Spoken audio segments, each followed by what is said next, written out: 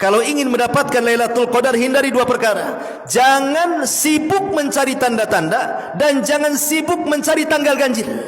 Anda tidak akan dapat. Tapi sibukkan, hidupkan 10 malam terakhir Ramadan, pasti kita dapat. Ulama sudah memerinci tentang masalah tanda-tanda kalau malam itu Lailatul Qadar, baik sebelum, baik sedang atau sesudah. Di antara tanda-tanda Lailatul Qadar itu, di malam Lailatul Qadar tidak akan ada bulan, yang ada hanya bintang. Bahkan bintang-bintang yang di hari-hari biasa dalam setahun itu tidak kelihatan saking jauhnya, maka dia akan mendekat ke bumi sehingga ada ziyadatun nur, ada tambahan cahaya, dan itu diketahui bagi orang-orang yang di tengah lautan atau di tengah gurun pasir. Ini satu. Yang kedua, di malam itu tidak ada meteor satupun yang jatuh ke bumi. Karena fungsi meteor itu apa? Syuhuban li syayatin, untuk melempar setan. Setannya saja tidak bergerak, macam mana ada meteor? Malam itu tidak akan Anda dapati meteor satupun yang jatuh satu dunia ini. Karena malam itu malam salam keselamatan. Kemudian juga yang ketiga, kata Nabi SAW, Lailatus Samha, malamnya tenang-tenang sekali. Ya, tidak terlalu panas, tidak terlalu dingin, bagi yang sehat. Kemudian juga, apakah harus seperti itu? Maksudnya cuacanya sepoi-sepoi, angin tidak terlalu kencang, senang. Enggak, terkadang Lailatul Qadar pun bisa terjadi dengan hujan deras. Itu pun tanda Lailatul Qadar. Kenapa? Karena Rasul pernah malamnya Lailatul Qadar, kemudian besoknya Rasul sujud, rupanya Rasul merasakan di dahinya at-tinu wal mah. Jadi ada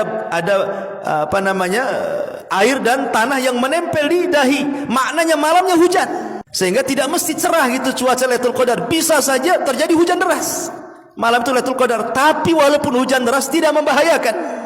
Tidak ada angin kencang, ya hujan-hujan gitu saja. Karena hujan itu salah satu tanda turunnya rahmat, turunnya para malaikat itu saat hujan. Makanya doa sewaktu hujan itu mustajab.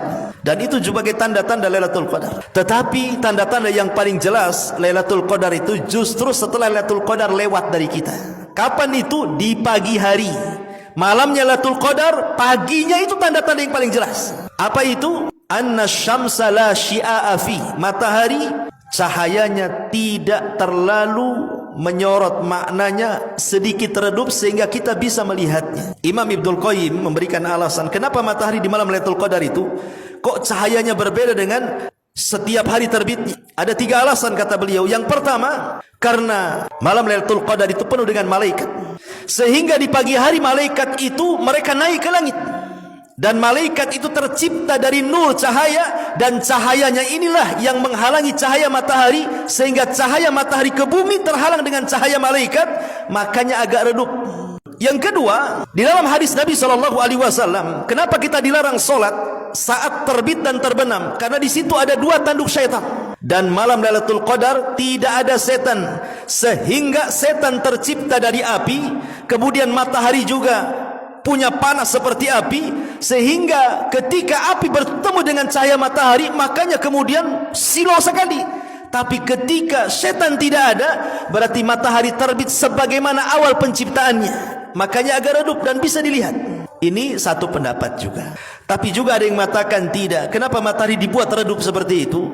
Ya karena Allah ingin menguji orang-orang yang mujtahid saat mencari Lailatul Qadar. Sengaja Allah buat tanda-tanda yang jelas itu setelah lewatnya, bukan di awalnya gitu loh.